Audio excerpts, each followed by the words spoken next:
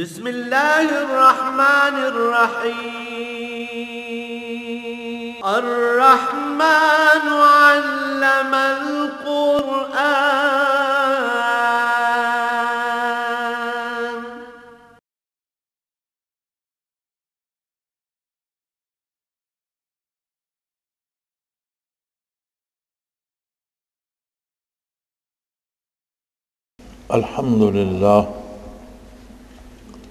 الحمد لله رب العالمين والصلاة والسلام على حبيبه محمد وآله وصحبه أجمعين. أعوذ بالله من الشيطان الرجيم. بسم الله الرحمن الرحيم.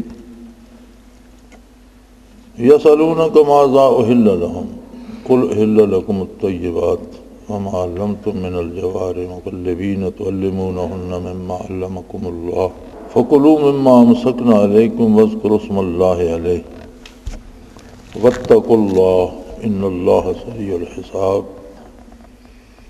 اليوم أحل لكم الطيبات وطعام الذين أوتوا الكتاب حل لكم وطعامكم حل لهم والمحصنات من المؤمنات والمحصنات من الذين أوتوا الكتاب من قبلكم إذ آتيتموهن أجورهن محسنين غير مسافحين ولا متخذي أخدان ومن يكفر بالإيمان فقد حبط عمله وهو في الآخرة من الخاسرين. اللهم سبحانك لا علم لنا إلا ما علمتنا إنك أنت العليم الحكيم. مولاي صل وسلم دائما أبدا على حبيبك خير الخلق كلهم. پچھلی آیات مبارکہ میں جو چیزیں حرام اور جس وجہ سے حرام ہوتی ہیں اس کی وضاحت فرمائی گئی. اس آیہ کریمہ میں یہ ارشاد ہوا کہ پھر آپ صلی اللہ علیہ وسلم سے سوال کرتے ہیں کہ کیا کیا چیزیں حلال ہیں ہمارے لیے، حلال کیا ہے. حرمت شرعی جن چیزوں کی ہے ان میں کچھ چیزیں تو ایسی ہیں جو طبعی طور پر جسمانی طور پر انسانی صحت کے لیے مضر ہیں. ایک بڑا مسئلہ ایک دفعہ چلا تھا، بڑا اس پہ بہت باتیں اور علماء حضرات نے بہت اس پہ تحقیق کی تھی. مسئلہ یہ تھا کہ بیمار ہو جاتا ہے اور اس کا علاج یا اسے فاقہ ہوتا ہے شراب سے، تو شراب تو شرعاً حرام ہے، لیکن اضطراراً کیا اس کے لیے جائز ہوگا؟ تو حتمی جواب جو علماء کرام نے دیا تھا وہ یہ تھا کہ جو چیز انسانی صحت کے لیے ضروری ہے وہ شریعت نے حرام ہی نہیں کی. یہ تصور ہی غلط ہے کہ حرام سے اس کو شفا ہوگی. حرام میں شفا نہیں ہے. یہ کوئی عذر نہیں ہے شرعی کہ شراب پینے سے اس کا مرض ٹھیک ہو جائے گا. اور ویسے بھی انسان کے پاس کوئی قطعی دلیل کسی دوا کے لیے نہیں ہوتی کہ یہ دوا کھانے سے یقیناً مریض ٹھیک ہو جائے گا. دوائیں ہمیشہ توقع پہ، امید پہ دی جاتی ہیں کہ اس مرض کی یہ دوا ہے، اللہ کرے اس سے ٹھیک ہو جائے. تو فرمایا شراب کی جو حرمت شرعی ہے اس میں یہ بھی ہے کہ یہ انسانی صحت کے لیے قطعاً مفید نہیں ہے، لہذا اس کی حلت کا کوئی جواز نہیں بنتا. اور اضطراراً جو چیزیں کھانے کی اجازت قرآن میں دی گئی ہے وہ بھی حلال نہیں کی گئی، بلکہ فرمایا گیا ہے کہ اگر کوئی اضطراراً جان بچانے کے لیے حرام کھاتا ہے تو آگے ہے واللہ غفور الرحیم، اللہ رحم کرنے والا اور بخشنے والا ہے، یعنی اسے اللہ بخش دے گا. حلال نہیں ہوگی، اس نے حرام کھایا ہے، حرام کھانے کا یہ گناہ اضطراراً کیا ہے، مجبوراً کیا ہے، تو اللہ پاک اسے معاف کر دیں گے. اضطرار میں بھی شرعی حرام جو ہے وہ حلال نہیں ہوتا. تو پھر سوال یہ پیدا ہوا فطری طور پر کہ حرام تو گنیں گے، اب حلال کیا کیا ہے وہ بھی فرما دیجئے. پھر ارشاد فرمایا کل احل لکم الطیبات، میرے حبیب ان سے کہہ دیجئے کہ تمام پاکیزہ چیزیں تمہارے لیے حلال ہیں، یعنی اشیاء کی اصل میں اباحت ہے۔ خلق لکم ما فی الارض جمیعا، زمین پر جو کچھ ہے، پھل ہے، غلہ ہے، جانور ہیں، پرندے ہیں، تمہارے لیے پیدا کیے گئے ہیں، تمہاری خدمت کے لیے۔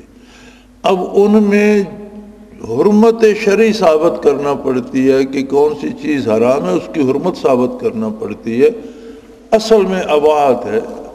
اور جو چیزیں کچھ انسانی جسم کی صحت کے لیے مضر تھیں، کچھ ایسی ہیں جو بظاہر جسمانی صحت کے لیے مضر ہوں یا نہ رہوں، روحانی صحت کے لیے سخت مضر ہیں۔ اور علماء حق جب انسان کی بات کرتے ہیں تو وہ کہتے ہیں جب مطلق انسان بولا جائے گا تو اس سے مراد روح ہوگی، چونکہ جب روح بدن سے قبض ہو جاتی ہے تو اس بدن کو کوئی انسان نہیں کہتا، انسان روح کے ساتھ ہے۔ تو روح کی اور روحانی صحت، اور روحانی صحت ہوتی ہے، روح کی حیات ہے ایمان۔ اگر ایمان ہی نہیں ہے تو روح میں حیات نہیں ہے۔ اور روح کی صحت ہے اتباع محمد الرسول اللہ صلی اللہ علیہ وسلم، روح کی غذا بھی ہے، روح کی دوا بھی ہے۔ سو فرمایا تمام پاکیزہ چیزیں، بے شمار نعمتیں اللہ نے پیدا کی ہیں، ان میں حرام تو جو چند چیزیں تھیں وہ گن کر بتا دی، باقی خانے نعمت اللہ کا بھرا ہوا ہے، زمین کا سینہ بھرا ہوا ہے، حلال چیزیں، طیب چیزیں، پاکیزہ چیزیں تمہارے لیے حلال ہیں۔ اور پھر اس میں مذبوح جانوروں کا جنہیں ذبح کیا جاتا ہے، پھر ارشاد فرمایا ما علمتم من الجوارح مکلبین تعلمونہن مما علمکم اللہ۔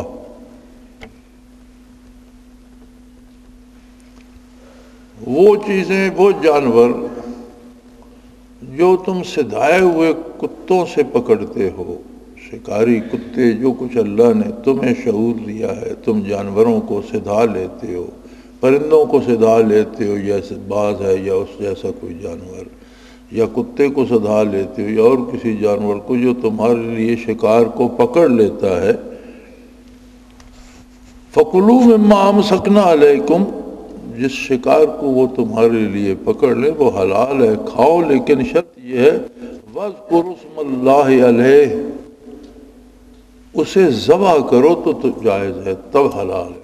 یعنی جانور، شکاری پرندہ یا کتا، اسے روک لے، پکڑ لے، اور پھر زندہ یا اس میں حیات باقی ہو، تمہارے ہاتھ لگے یا تمہارے پاس وہ لے کے آئے تو ذبح کرنے سے حلال ہوگا۔ تیر پھینکتے وقت یا خنجر پھینکتے وقت یا نیزہ پھینکتے وقت تکبیر پڑھی گئی تھی۔ بعض حضرات کا اس طرف بھی ہے رجحان کہ یہ شکاری جانور بھی اگر تکبیر پڑھ کے چھوڑے جائیں تو ان کے قابو میں آ کر جانور مر بھی جائے تو حلال ہوتا ہے۔ لیکن ایک بات اس میں یہ اضافہ کرتے ہیں کہ ان کے کاٹنے سے اس کا خون نکلے۔ اگر ویسے ہی جانور نے پکڑ کر گردن دبا دی اور وہ شکار مر گیا اور اس کا خون نہیں نکلا تو پھر وہ حلال نہیں ہوگا۔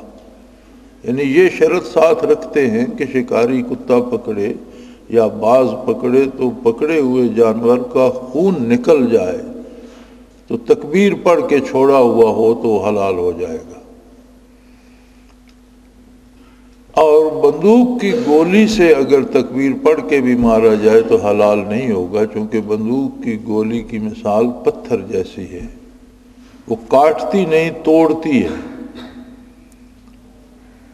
جو آلہ بھی پھینکا جائے اس کی دھار ہونا شرط ہے، یعنی وہ کاٹے گوشت کو، توڑے نہیں جسم کو۔ تیر کاٹتا ہے، نیزہ کاٹتا ہے، خنجر کاٹتا ہے، اور بھی کوئی ایسا آلہ ہو جو کاٹے اور وہ تکبیر پڑھ کے جانور پہ پھینکا جائے، وہ جانور اس سے مر جائے تو حلال ہوگا۔ بعض حضرات نے بندوق کی گولی کا بھی جواز کہا ہے، لیکن یہ درست نہیں ہے، کیونکہ بندوق کی گولی کا جو کام ہے وہ توڑنا ہے، کاٹنا نہیں ہے۔ اس کے پیچھے بارود کی طاقت ہوتی ہے، جسم کو پھاڑ دیتی ہے، جسم سے پار بھی نکل سکتی ہے، لیکن توڑ کے نکلتی ہے، چھری کی طرح کاٹتی نہیں ہے۔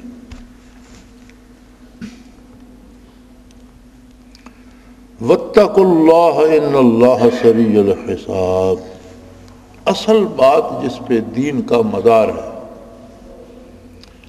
سارے احکام، سارے فرائض، ساری سنن، سارے واجبات، مستحبات، سارا دین عقائد و نظریات سے لے کر اعمال و کردار تک، بیع و شراء، خرید و فروخت، دوستی اور دشمنی، جہاد، شہادت، یہ سارا جتنا زندگی کا فلسفہ ہے، اسلام کی بنیاد ہے کہ واتقوا اللہ، اللہ جل شانہ سے اپنا معاملہ درست رکھو۔ صرف کھانا مقصد نہیں ہے، صرف لذت کام و دہن مقصد نہیں ہے، صرف گوشت کھانا مقصد نہیں ہے، صرف دولت جمع کرنا مقصد نہیں ہے، صرف مال اکٹھا کرنا مقصد نہیں ہے، صرف پیٹ بھرنا مقصد نہیں ہے کہ جہاں سے ملے جو ملے کھا لو۔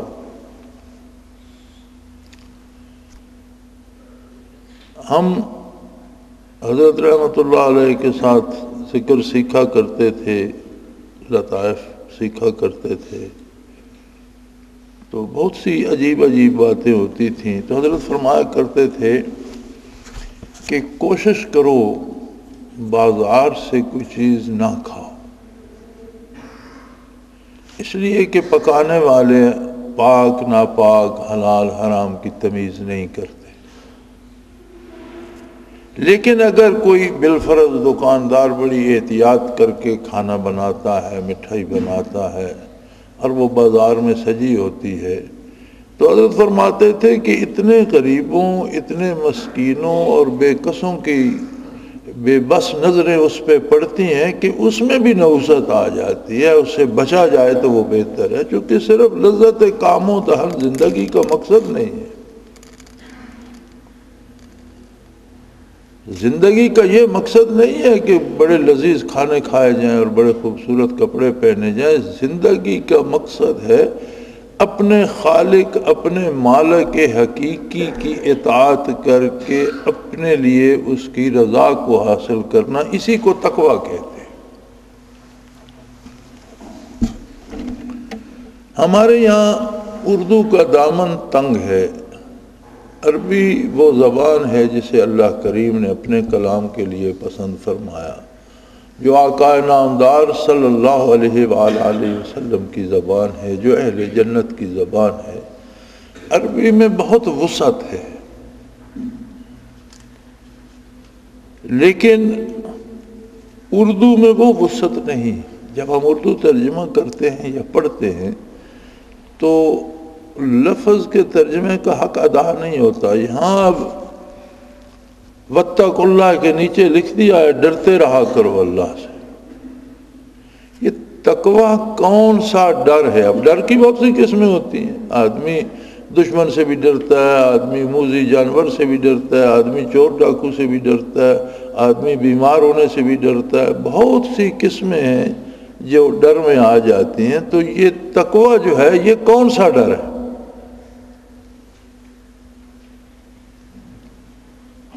اگر ہم سمجھنا چاہیں تو آسان مثال سے سمجھا جا سکتا ہے کہ بعض لوگوں کے ساتھ ہمارا تعلق اتنا پختہ، اتنا قریبی ہوتا ہے کہ کوئی بھی فیصلہ کرتے وقت ہم یہ چاہتے ہیں کہ اس سے بات کر لی جائے، ایسا نہ ہو کہ میرے اس فیصلے پر وہ خفا ہو جائے۔ اب یہ زیادہ تجربہ آپ کو الیکشن میں ہوتا ہوگا، روز ووٹ ہوتے ہیں، پھر لوگ ووٹ مانگنے جاتے ہیں، تو بندہ ایک امریکہ میں نوکری کر رہا ہے، کوئی انگلینڈ میں بیٹھا ہے، کوئی مڈل ایسٹ میں بیٹھا ہے، تو وہ پچھلے کہتے ہیں بھئی اس سے بات کریں گے تو اس سے مشورہ کریں گے، اگر وہ ناراض نہ ہو تو پھر آپ کا ساتھ دیں گے۔ بھئی کمال ہے، وہ وہاں بیٹھا ہے، آپ نے الیکشن میں ووٹ یہاں دینے ہیں، وہ کہتے ہیں بیٹھا وہاں ہے، لیکن ہمارا رشتہ ایسا ہے کہ ہم اس کی ناراضگی برداشت نہیں کرتے۔ یہ رشتہ اگر رب جلیل سے ہو جائے کہ کام کرتے وقت، بات کرتے وقت بندہ یہ سوچے کہ میں جو منہ سے نکال رہا ہوں اس سے اللہ ناراض تو نہیں ہوں گے، جو کام میں کرنے جا رہا ہوں کہیں اس سے میرا مالک خفا تو نہیں ہو جائے گا۔ اگر یہ رشتہ رب جلیل سے بن جائے تو اسے تقویٰ کہتے ہیں،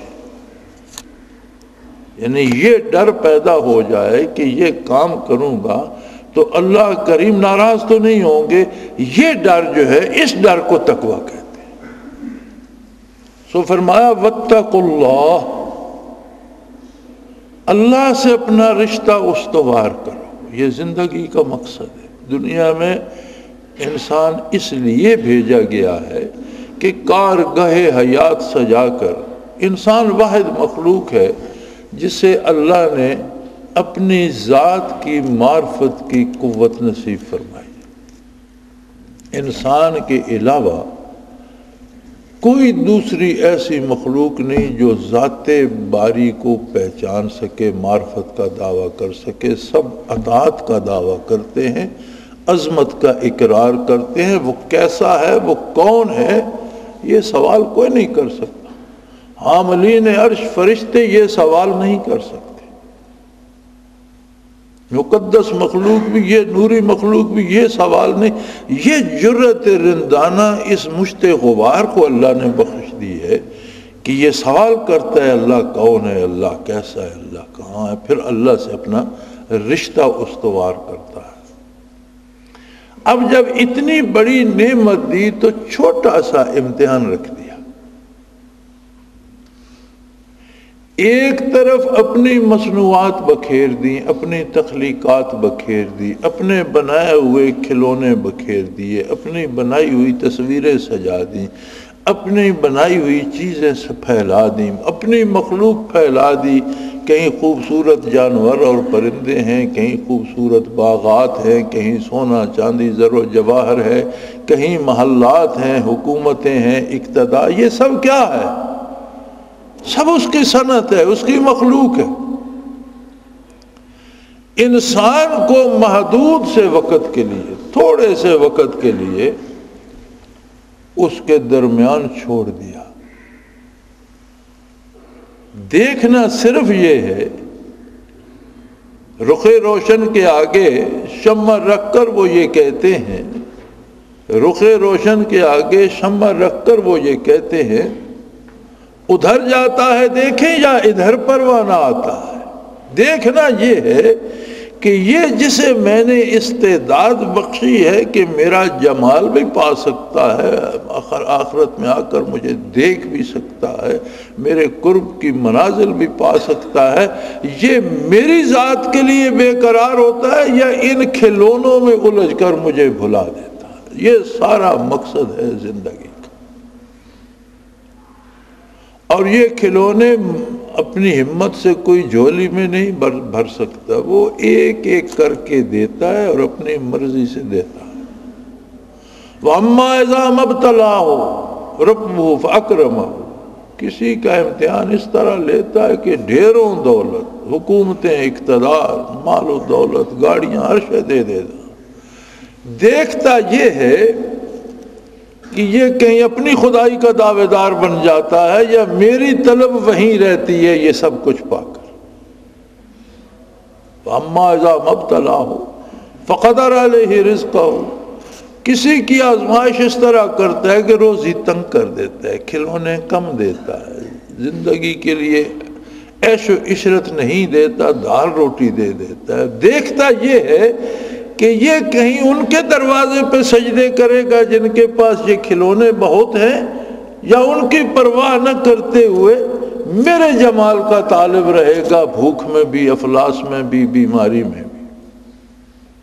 تنگی آئے تو بھی بات وہی ہے، فراخی آئے تو بھی بات وہی ہے۔ دونوں صورتوں میں ہر حال میں آزمائش یہی ہے کہ بندہ طلب الہی پہ قائم رہتا ہے یا مخلوق کی طلب میں چلا جاتا۔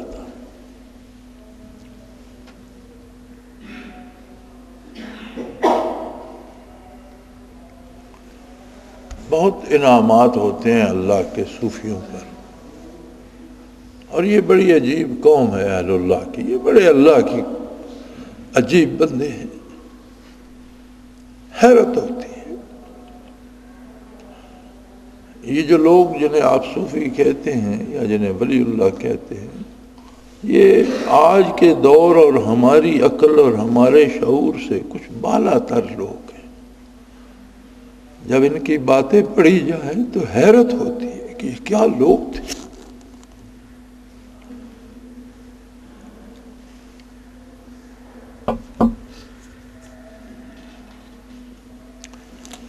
جنہیں تقوی نصیب ہوتا ہے یہ بڑے عجیب قسم کے لوگ ہو جاتے ہیں، سوائے عظمت الہی اور سوائے طلب الہی کے کسی چیز کو خاطر میں ہی نہیں لاتا،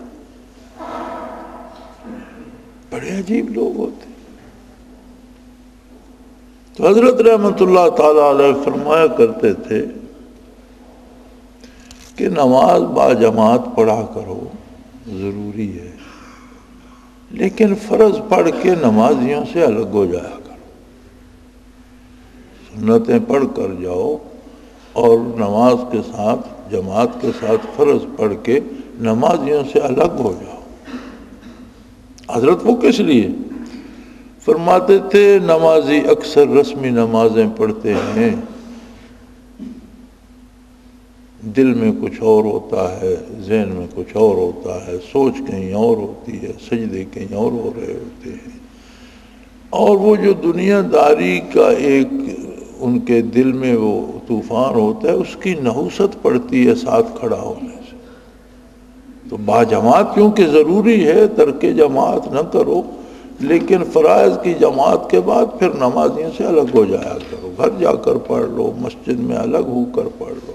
یہ کیسے عجیب لوگ تھے کہ ایک وحدہ لا شریک سے رشتہ رکھنے کے لیے کیسے کیسے لوگوں سے بھی اجتناب کرتے تھے، کہاں کہاں سے دامن بچاتے تھے۔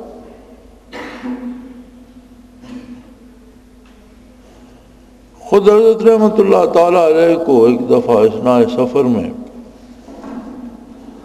ایک جگہ رات آ گئی ایک گاؤں میں، اس وقت گاڑیوں کی بہتات نہیں تھی، کاروں کا زمانہ نہیں تھا، بسیں بھی کم کم ملا کرتی تھی، تو ایک گاؤں میں آپ کو رات ٹھہرنا پڑا۔ مسجد میں پہنچے،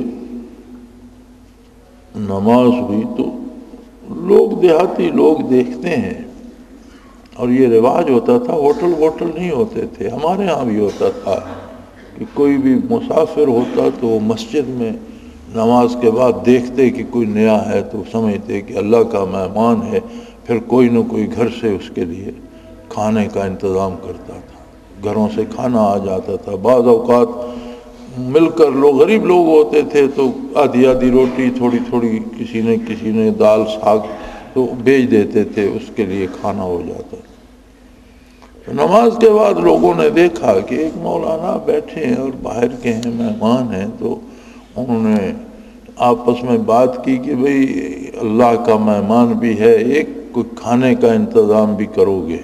تو حضرت نے فرمایا ہاں ضرور بھائی، کھانا تو میں کھاؤں گا، لیکن ایک بات یاد رہے، مجھے بے نماز عورت کے ہاتھ کا کھانا نہیں کھانا، میرے لیے جس گھر سے کھانا لاؤ وہ عورت نمازی ہونی چاہیے۔ تو ایک مسئلہ کھڑا ہو گیا، اور دیکھیں کیسی اتفاق کی بات ہے کہ پورا گاؤں مسلمانوں کا تھا، لیکن 5 وقت کی نمازی ایک خاتون نے ملی، اور تھک آ کر انہوں نے کہا کہ حضرت کوئی ایسی خاتون اس گاؤں میں نہیں ہے جو باقاعدہ 5 نمازیں، کچھ پڑھتی بھی ہیں، کوئی پڑھ لی کوئی نہ پڑھی، کبھی پڑھی کبھی نہ پڑھی، تو 5 وقت کی نمازی خاتون تو پورے گاؤں میں۔ تو آپ نے فرمایا خیر ہے، ایک رات میں کون سا میں مر جاؤں گا، رات گزر جائے گی۔ کہا یہ تو بڑی بری بات، ہمارے لیے بڑی شرم کی بات۔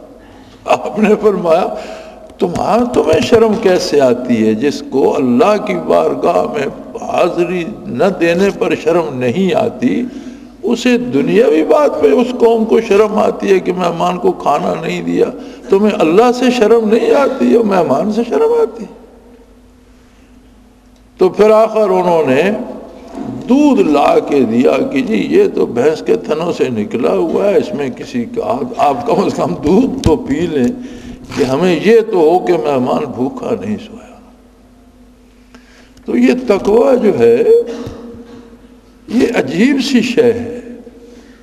اب پورے گاؤں میں کوئی نمازی نہیں تو بھوکا رہنے سے اگر بے نماز کے ہاتھ کا وہ ہاتھ دھو کے پکاتی ہے مسلمان خاتون ہے، ناپاک تو نہیں ہوگا، لیکن بے نمازی پہ جو نحوست آتی ہے وہ اثرات تو ہوں گے۔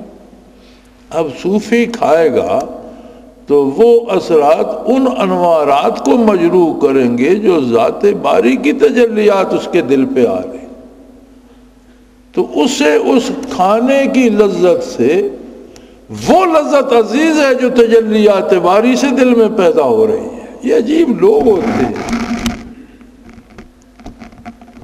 اور مسلمان کا تو تصور ہی یہ ہے کہ ہر مسلمان صوفی ہونا چاہیے، ہر مسلمان کے دل میں کیفیات ہونی چاہیے، ہر مسلمان کو توحید باری کا احساس ہونا چاہیے، ہر مسلمان کو اللہ کی رضا اور ناراضگی کا احساس ہونا چاہیے۔ خطا ہو جاتی ہے بتقاضۂ بشریت۔ صحابہ کرام رضوان اللہ علیہم پر بھی حضور نے قاضی مقرر فرمائے تھے، فتوے صادر ہوتے تھے، جھگڑے ہوتے تھے، ان کے فیصلے ہوتے تھے، اور بعض اوقات ان سے خطائیں بھی ہو جاتی تھی، لیکن خطا کا ہو جانا تقاضۂ بشریت ہے، اور اللہ کے ساتھ تعلق کا ہونا کمال انسانیت ہے۔ ان میں وہ کمال اس درجہ تھا کہ جن ایک دو چند صحابہ سے کوئی بڑی غلطی ہوئی، ان کی شکایت کسی نے نہیں کی، ان کے خلاف پرچہ کسی نے نہیں دیا۔ خطا کے بعد احساس ہوا تو انہوں نے کہا یا رسول اللہ ہم پہ حد جاری فرمائی جائے، ہمیں قبر میں جاتے ہوئے شرم آتی ہے، اللہ کے حضور ہم کیا کہیں گے، جو سزا اللہ نے مقرر کیا ہم پہ جاری۔ یہ تقویٰ ہے، یہ تقویٰ۔ بندہ فرشتہ نہیں بن جاتا، لیکن ایک احساس زندہ ہو جاتا ہے کہ مالت کے فرمایا یہ کھانا پینا اور یہ حلال ہے، اور وہ شکار کھا لیا اور وہاں سے دعوت کھا لی اور وہ کھانا کھا لیا، یہ سارا زندگی کا حاصل یہ نہیں ہے۔ حلال نعمتیں ہیں بے شمار، پاکیزہ چیزیں ہیں بے شمار، اچھا کھاؤ اچھا پہنو، لیکن یاد رکھو واتقوا اللہ، اللہ کے ساتھ اپنا رشتہ استوار رکھو اور اسے خراب نہ ہونے دو، اس لیے کہ ان اللہ سریع الحساب، اللہ بہت جلد حساب لینے والا، ایک ایک ذرے، ایک ایک لقمے، ایک ایک سانس کا حساب ہونے والا ہے۔ اتنی نعمتیں اس نے دی ہیں، وَإِن تَعُدُّوا نِعْمَتَ اللَّهِ لَا تُحْصُوهَا، تم گننا چاہو تمہاری عمر ختم ہو جائے گی، تم نعمتیں گن نہیں سکتے۔ ان سب کی قیمت کیا ہے؟ ان سب کے بدلے بندہ تو خود مخلوق ہے، خالق کو لوٹائے گا کیا، دے گا کیا، دے سکتا کیا ہے؟ ہاں فرمایا یہ تسلیم کر لو کہ یہ نعمتیں تیری ہیں اور ہم تیرا شکر ادا کرتے ہیں، قیمت ادا ہو گئی۔ اور اسی پر فرمایا پھر میں تمہیں اتنی نعمتیں دوں گا کہ تم کہہ اٹھو گے کہ بار الہ ہم تھک گئے، بس کر بس کر۔ رضی اللہ عنہم ورضوا عنہ، جن پر اللہ راضی ہوگا اتنا دے گا کہ وہ کہیں گے بار الہ ہم سے سنبھالا نہیں جاتا، مہربانی تیرا، شکر تیرا، تمہیں بہت دیا۔ تو کیا یہ عجیب بات نہیں ہے کہ خالق پیدا بھی کرے، سارے اوصاف جسمانی بھی دے، سارے اوصاف روحانی بھی دے، روح بھی عالم امر کی عطا کرے، جسم میں لطائف ربانی بھی رکھے، اور مادی چیزیں بھی ایسی کہ بے مثال انسانی دماغ، انسانی آنکھ، انسانی ناک کان اور انسانی زبان، حواس خمسہ کی مثال کہاں ملتی؟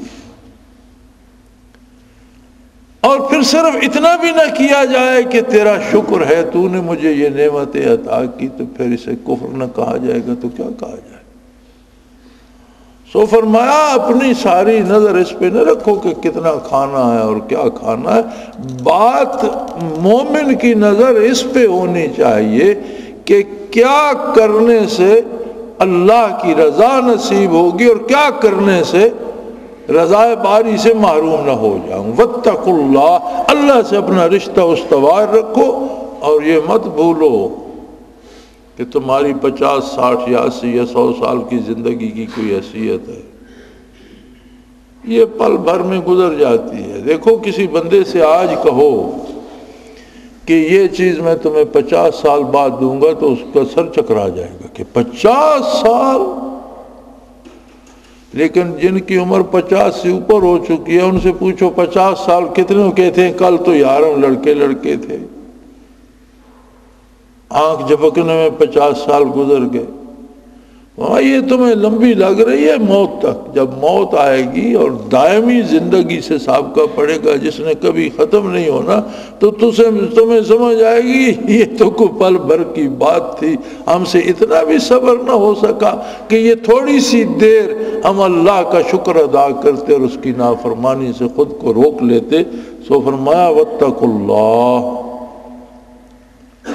اللہ کریم سے اپنا تعلق استوار رکھو، اس لیے کہ ان اللہ سریع الحساب، بہت جلدی حساب کتاب کا معاملہ ہونے والا، پوچھا جائے گا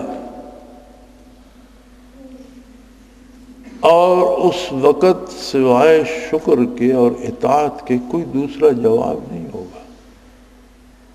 سو اپنی توجہ، بھرپور توجہ اپنے نظریے سے لے کر کردار تک اس بات پر رکھو کہ میرا یہ عقیدہ اور میرا یہ عمل میرے رب کی رضا کا باعث ہو۔ وآخر دعوانا ان الحمدللہ رب العالمین۔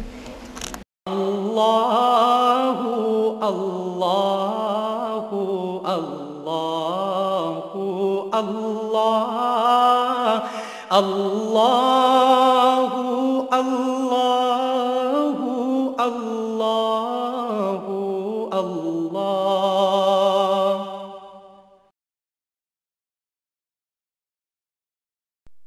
حضرت امیر محمد اکرم آوان مد ظلہ العالی دارالعرفان منارہ ضلع چکوال میں سالہ سال سے قرآن و حدیث کے اوپر خطابات کر رہے ہیں اور سلسلہ نقشبندیہ اویسیہ کے مطابق لوگوں کو ذکر الہی کی تربیت دے رہے ہیں۔ وہ قرآن پاک کی تفسیر ترتیب وار بیان کر رہے ہیں۔ تفسیر قرآن کو وہ موجودہ ملکی اور بین الاقوامی حالات کے مطابق بیان کرتے ہیں۔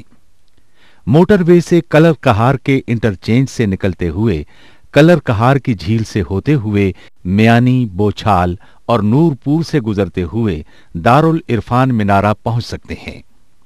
حضرت امیر محمد اکرم آوان نے بچیوں اور بچوں کی دینی اور دنیاوی تعلیم کے لیے سقارہ اکیڈمی کے نام سے ایک درسگاہ بھی قائم کی ہے، جس کا افتتاح ملک پاکستان کے صدر جنرل محمد ضیاء الحق نے اپنے دست مبارک سے کیا تھا۔ وہ تمام احباب جو اسلام کی طلب رکھتے ہیں ان سے گزارش ہے کہ دارالعرفان منارہ ضلع چکوال میں امیر محمد اکرم آوان صاحب کے خطابات سے مستفید ہوں۔ وہ ہر جمعے کو نماز سے پہلے بیان فرماتے ہیں۔